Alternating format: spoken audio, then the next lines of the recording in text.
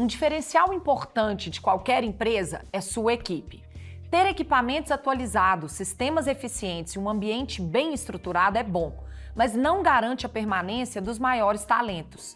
É preciso identificar as pessoas certas para o time, valorizar as habilidades e competências delas, dar chances para o aprimoramento contínuo e ainda reconhecer o mérito de quem trabalha bem. Esse combo foi adotado por um importante escritório de advocacia mineiro, que é reconhecido pelo número de causas que ganha, especialmente no setor de telecomunicações. O escritório Silva Vitor Faria Ribeiro Advogados foi fundado em 2011 e tem sede em Belo Horizonte. A atuação é nacional, atendendo empresas de vários portes. Eu converso agora com um dos sócios do Silva Vitor Faria e Ribeiro Advogados, o advogado Gustavo de Melo Franco. Ele é pós-graduado em Direito Processual Civil e atua em Direito das Tecnologias, Regulatório, Direito das Telecomunicações e Internet e ainda no Direito Administrativo, com ênfase em licitações. Bom te ter aqui no programa, seja bem-vindo. Eu que agradeço pela oportunidade e também para poder falar um pouco do escritório. Gustavo, você costuma dizer que definiu a sua carreira muito influenciado pelo seu pai, que além de advogado, também foi empresário. Mas o que mais te atraiu no direito? Desde quando eu me entendo por gente, eu já imaginava fazer direito. Só que com o passar do tempo, o que eu fui enxergando é que o que me atrai de fato na advocacia é o embate, o debate de ideias, a troca de informações. Isso casa muito com o que é o escritório hoje, que é exatamente o escritório que foge um pouco dos processos massificados, troca ideia, debate teses, que ajuda as pessoas a resolver os problemas da sua vida e das suas empresas. Com o boom que veio em função da internet, que demandas são mais frequentes hoje no escritório? Eu posso citar aqui o nosso planejamento tributário, que é um dos nossos carros-chefe, quando o cliente traz para o escritório toda a sua documentação para a gente analisar e verificar o que pode fazer em relação àquela empresa, tanto de estratégia comercial, tanto também para reduzir a carga tributária da empresa. Gustavo, e você e seus sócios decidiram colocar o escritório em um nível superior de gestão, ainda pouco comum no setor da advocacia. E o Áquila foi convidado para trabalhar com vocês. Eu, juntamente com a minha equipe, assumi o trabalho, o projeto, e logo no início vocês quiseram criar um plano de cargos e salários. Por que vocês tinham essa prioridade naquele momento? Natália, no final de 2023, nós decidimos fazer uma entrevista com os nossos colaboradores, no intuito de identificar quais eram os pontos de melhoria do escritório e também o que os colaboradores enxergavam como positivo no escritório. Nesse sentido, um dos pontos de atenção das nossas entrevistas foi exatamente a necessidade de um plano de cargos e salários. E o que o colaborador quer? Ele quer enxergar onde que ele pode chegar, quais são as regras para ele chegar a tal lugar e o que o escritório pode fornecer para ele. E nesse sentido, exatamente, veio a consultoria do Áquila para nos auxiliar na elaboração do plano de cargos e salários. Gustavo, vamos explicar então como ocorre a progressão na carreira de um advogado no Silva Vitor para as pessoas entenderem o que realmente mudou. Com o plano de cargos e salários, nós definimos claramente as regras do jogo. Hoje em dia, para o advogado conseguir a promoção desejada, existem dois fatores: o book de metas e a avaliação do gestor. O book de metas nada mais é do que indicadores que ele precisa cumprir durante o ano, ou seja, participação de seminários, elaboração de artigos ou informes. Os indicadores variam de cargo para cargo. E nesse sentido a gente tem tentado ser o mais justo possível para colocar indicadores que não sejam impossíveis de obtenção pelos nossos colaboradores. E quanto à avaliação, nada mais é do que a parte um pouquinho subjetiva do plano de cargos e salários, que de fato qualquer funcionário tem que ser avaliado por aquele superior hierárquico para identificar as falhas, o que foi bom, o que não foi bom durante o ano, o que ele pode melhorar e nesse sentido dar o feedback para ele para que no próximo ano ele melhore mais ainda. E o nosso objetivo com o plano de cargos e salários é exatamente prestar atenção no colaborador, entender as necessidades dele e ao mesmo tempo linkar essas necessidades com a estratégia do escritório. Gustavo, e o departamento financeiro do escritório também está passando por mudanças. A gente sabe que os advogados eles aprendem a fazer gestão na marra, porque essa competência não está no escopo dos cursos de direito, né? Me conta aqui, a quantidade de horas que sua equipe passou a dedicar, por exemplo, para enviar uma fatura, emitir uma nota fiscal, diminuiu muito com os novos processos? Com a consultoria do Áquila, a gente já pode pensar em alguns indicadores bem claros lá no escritório.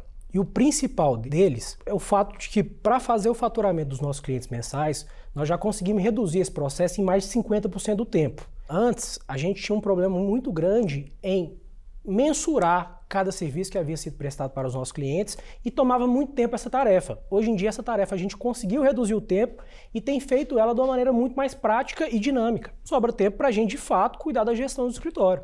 Gustavo, e uma última pergunta. Nós também implementamos o BI, que é o Business Intelligence, que é um conjunto de ferramentas que coletam e analisam dados e informações do escritório, gerando análises que ajudam no processo estratégico. Que facilidades isso trouxe para vocês? Natália, como gestor, ter ali na palma da mão as informações dadas pelo BI facilitam e muito a tomada de decisões rápida. Porque antigamente, como era o processo? A gente precisava obter informações de fontes diversas para entender o que estava acontecendo no escritório e somente aí tomar uma decisão. Com o BI não, eu tenho várias informações ali na palma da mão instantaneamente, então as decisões do escritório saem de maneira muito mais fluida e rápida.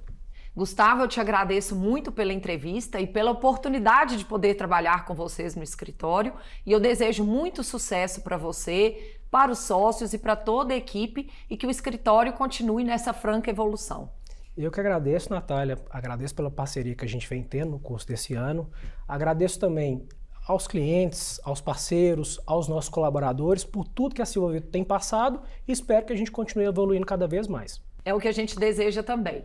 Antes de chamar nosso próximo entrevistado, eu gostaria que você conferisse mais algumas imagens do escritório Silva Vitor Faria e Ribeiro Advogados, sediado em Belo Horizonte e que se destaca como um dos maiores especialistas no setor de telecomunicações do país.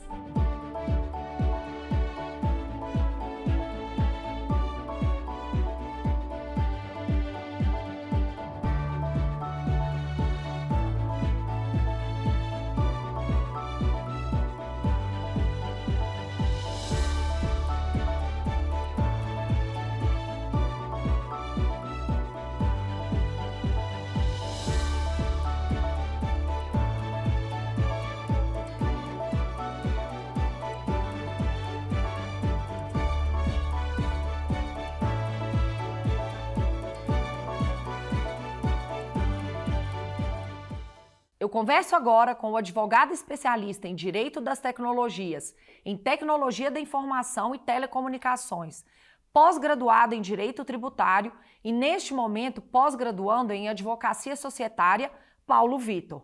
Paulo também é cofundador do escritório Silva Vitor Faria e Ribeiro Advogados. É um prazer muito grande estar aqui com vocês, tá? O prazer é nosso. Paulo, a ideia de criar o Silva Vitor foi sua, né? O que te levou a montar esse formato de escritório especializado em telecom? Quando eu comecei no direito, em 2005, eu comecei no escritório de advocacia que ele era especializado em atendimento das empresas de tecnologia da informação. Eu comecei a trabalhar nesse escritório como estagiário. Depois eu me tornei advogado, coordenador, sócio coordenador. E em algum momento dessa trajetória, a gente foi apresentado a um provedor regional de internet. Esse provedor atendia especificamente a cidade de Conselheiro Lafayette.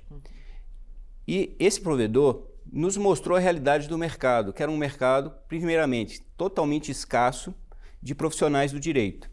Ou seja, eles não tinham ninguém para fazer consultoria, principalmente na área tributária e na área regulatória. O que é a área regulatória?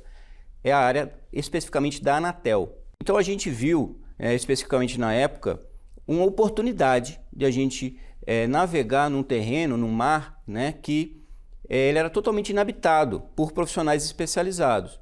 Então foi nesse sentido que a gente decidiu por investir e focar no mercado de telecomunicações, até porque estavam nascendo no Brasil e principalmente fora dos grandes centros urbanos, que a gente chama dos provedores regionais de internet, né, que eram as localidades que as grandes operadoras não conseguiam atender. Paulo, você tem uma experiência profissional antes do direito que é muito interessante. Seu pai e seus irmãos têm um negócio de contabilidade onde você aprendeu a gostar da área tributária, né? O que te chamou mais atenção? Então, meu pai, ele sempre foi muito exigente comigo e com meus dois irmãos, tá? Eu sou o filho mais novo de 3 irmãos e ele sempre, né, desde o início, queria que a gente já trabalhasse na contabilidade. Então eu comecei a trabalhar na contabilidade do meu pai aos 15 anos. Eu estudava de manhã e trabalhava à tarde. E comecei a aprender rotinas fiscais de apuração de tributos com 15, 16 anos. Isso foi muito bom para mim. Paulo, eu queria falar um pouco agora sobre a gestão do escritório e aproveitar a oportunidade para agradecer, né, a confiança que vocês depositaram no Aquila para ajudar em todo esse processo. Por que vocês decidiram investir nessa maior profissionalização do escritório? Então, Natália, primeiramente a gente que agradece o Aquila foi muito importante, tá? Dentro da trajetória da Silva Vitor e principalmente dessa virada agora para uma maior profissionalização do escritório. E eu acho que, assim, dentro de uma trajetória de um advogado, todo advogado tem em algum momento, tem que tomar uma decisão, se ele quer ser só advogado ou se ele quer ser empresário e gestor de um escritório de advocacia ou de uma empresa do segmento jurídico. Tá? E a gente tomou essa decisão. A gente não quer ser só advogado, a gente quer ser gestor de uma empresa do segmento jurídico. A nossa intenção é, obviamente, profissionalizar o escritório, valorizar melhor os nossos colaboradores, né, ter uma previsibilidade, uma visibilidade deles em relação a crescimento, que é a questão do plano de cargos e salários, bonificações, remuneração variável e a própria gestão em si do escritório, né, a gente ter melhores indicadores, uma melhor visibilidade sobre a estrutura financeira e de custos do escritório também. E tudo isso que você acabou de falar é importante porque se o advogado não cuida da gestão, se ele não analisa os indicadores em tempo real, pode estar pagando para trabalhar, né? Isso é muito importante. Dentro de uma precificação de um serviço, a gente tinha uma certa dificuldade em saber se aquele valor que eu estou cobrando do meu cliente, né, ele realmente remunerava adequadamente o nosso serviço e se era lucrativo. Então você pega, por exemplo, um serviço contencioso, um processo que pode durar, a depender do foro, da instância, 3, 4, 5 anos, e eu tenho um custo de acompanhamento desse processo durante todo esse período. Quanto eu vou cobrar pelo acompanhamento desse processo? Então, hoje a gente consegue precificar o serviço e saber que aquele produto, aquele serviço que eu estou precificando, eu vou ter uma rentabilidade em cima dele. Ele vai pagar todo o meu custo de pessoal, de infraestrutura, de sistemas, o próprio custo dos sócios envolvidos e ele vai ter um retorno financeiro ao final. Mesmo que o processo não seja bem sucedido, por exemplo, tá? Que seja só um custo, um valor de acompanhamento, não seja um valor cobrado ao final em caso de êxito ou sucesso. Tá? E isso é muito importante. Hoje a gente tem excelentes indicadores que nos mostram quanto que o escritório tem, por exemplo, receita, despesa, custo, a questão de inadimplência, que é muito importante a gente acompanhar isso em tempo real, né?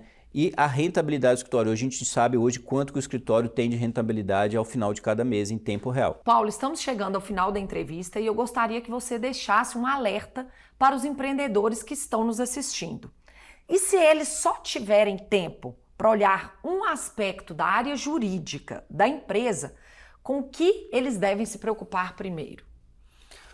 Olha, eu acho que falar de um aspecto é pouco. Eu falaria de pelo menos 2 aspectos, que são, vamos dizer assim, o maior peso e custo para uma empresa e que tem o maior risco envolvido, que é o aspecto tributário, tá? E o aspecto trabalhista.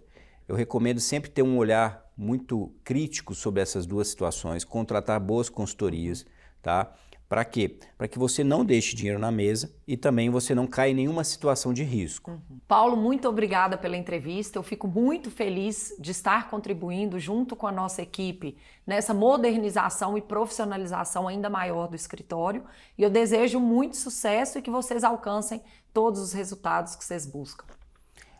Natália, eu que agradeço o convite. Foi um prazer muito grande estar aqui com vocês. Agradeço também o espaço. E também eu quero agradecer aqui nesse momento a Deus, agradecer aos meus filhos, aos meus pais, meus irmãos que sempre nos apoiaram, aos meus sócios, né, todos os colaboradores da Silva Vitor, Faria Ribeiro e também aos nossos clientes, nossos parceiros que sempre nos apoiaram e estão do nosso lado todos os dias. Muito obrigado. Obrigada. Ficamos por aqui. Para rever ou compartilhar nosso programa é só acessar o YouTube do Aquila. Querendo falar com os nossos consultores, estamos acessíveis pelas redes sociais ou pelo nosso site. Semana que vem estaremos de volta com mais técnicas e cases para te ajudar a ser um gestor excelente. Obrigada pela audiência e até lá!